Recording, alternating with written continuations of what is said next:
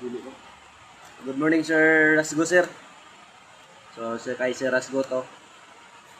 So, yung kanya, impidulin, yung bala na pinili niya. So, may extra mags pa ito, extra magazine. So, kinulayan ko, hindi pa natuyo. Nandun pa sa binlad ko pa sa araw. So, may extra mags siya, no? And then, sir, inspire natin itong unit mo. So, 12 meters lang po yung zinizero ko dito. So, ikaw na lang mag-zero dyan sa inyo kung saan yun yun. Tama sa ilang meters. Then, sir, basta impidulin po. Alam na po yan na may bala talaga na paliko-liko yung bala pa ikis-ikis. So, expect na lang po talaga basta impidulin. Kasi hindi lahat ng impidulin is same size. So, yun, sir, no? Dispare natin.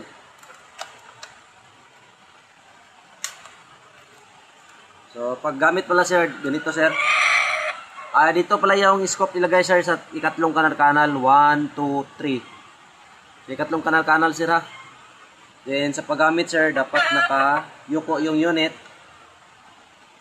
Ang purpose niyan, sir, para yung butin, hindi liquid yung lalabas, kundi yung hangin lang ng butin. So, paggamit, sir, pulkak ka, pwede mo na hindi hawakan. Pagbalik mo naman, tulak mo lang. Pwede ganyan pagtulak, sir, kasi medyo matigas yung kasahan niya, no? Hindi kasahan yung pagtulak sa bala. Pero okay lang yan kasi para malaman mo na may bala talaga. Kasi pag smooth na, yung pagtulak mo smooth na, wala na lang yung bala. Pero pag tulak mo medyo may konting tigas, may bala pa yan. So first shot tayo.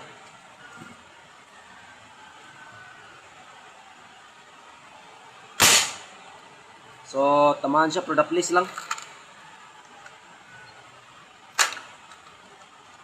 Second shot.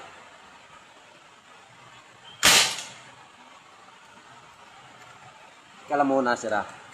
Cluster ko muna yung target kasi nakatap. So, yun. Continue tayo. Third shot.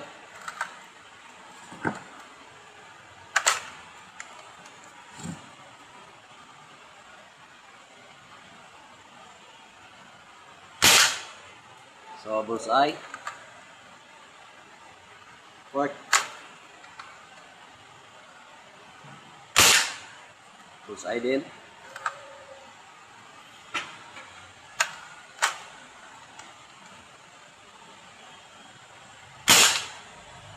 Bullseye.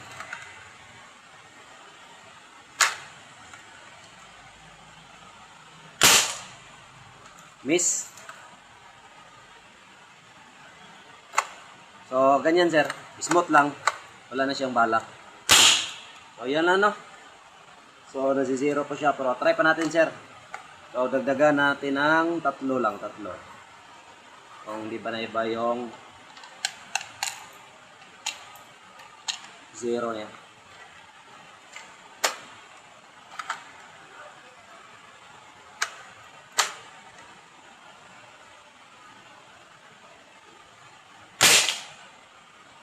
So, miss konti. Yung bala palipad ganyan.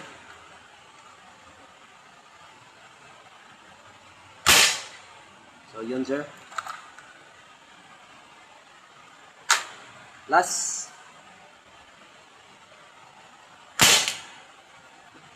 Yung bala pa ganyan, miss. Pero okay lang. Ganyan talaga basta impidulin. Pero okay na po yan. Kasi sa pag-sight na naman natin yan. Yung madali ba? Ganyan, no? So, yan, sir, no?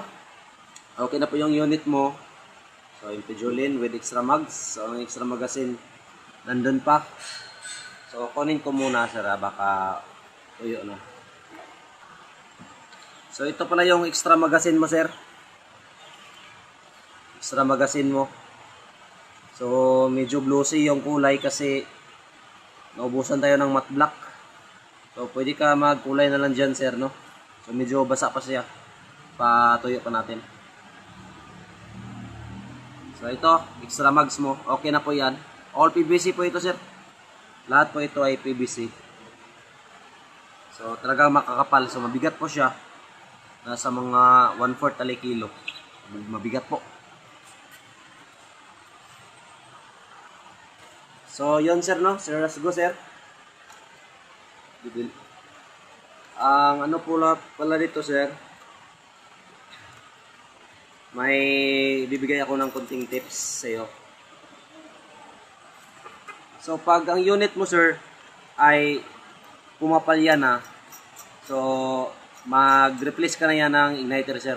Ang sign na mag-replace ka ng igniter, sir, yung pagkalabit mo, sir, magtatatlo ka pang kalabit, dyan pa siya puputok, or 5.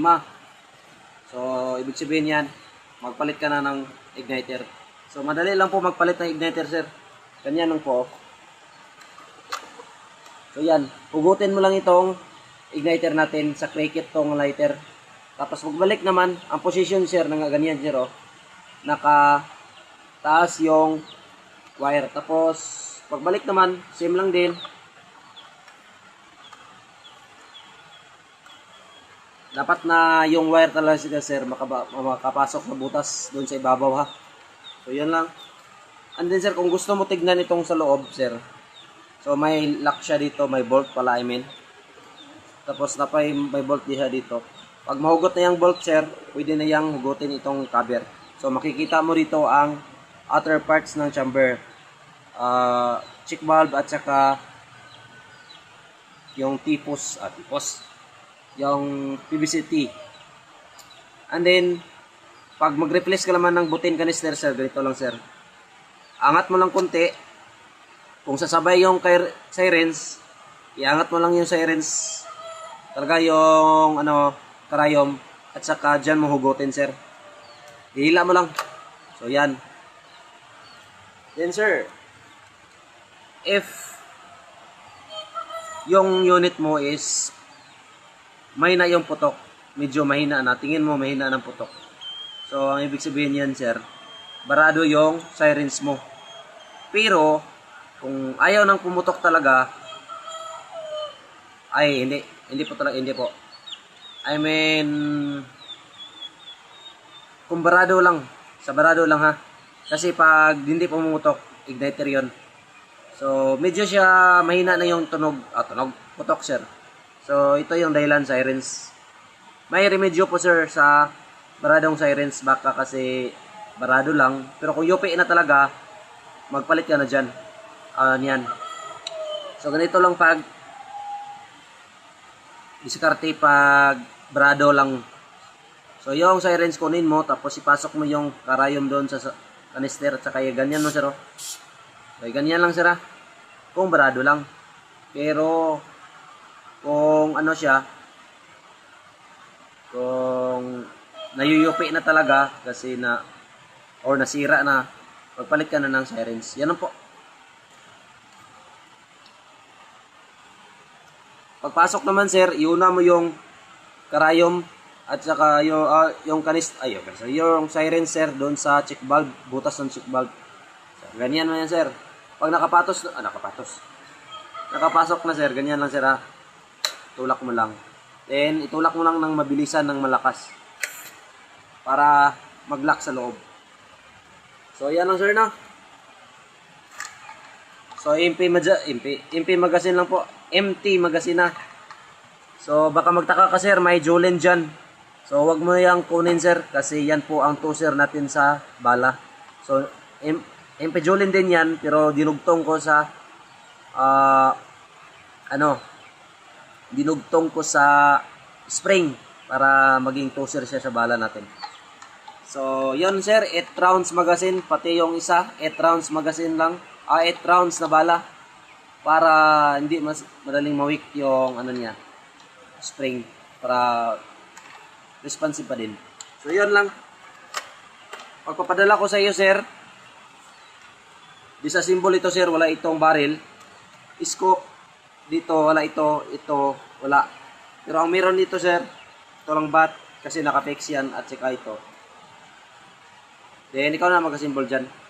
And then, ang barrel, sir, may nilagay akong mark dyan, oh. Pentel pen yan. So, dyan mo itapat. Para pag dating nyo dyan, simple lang din ang alignment sa scope.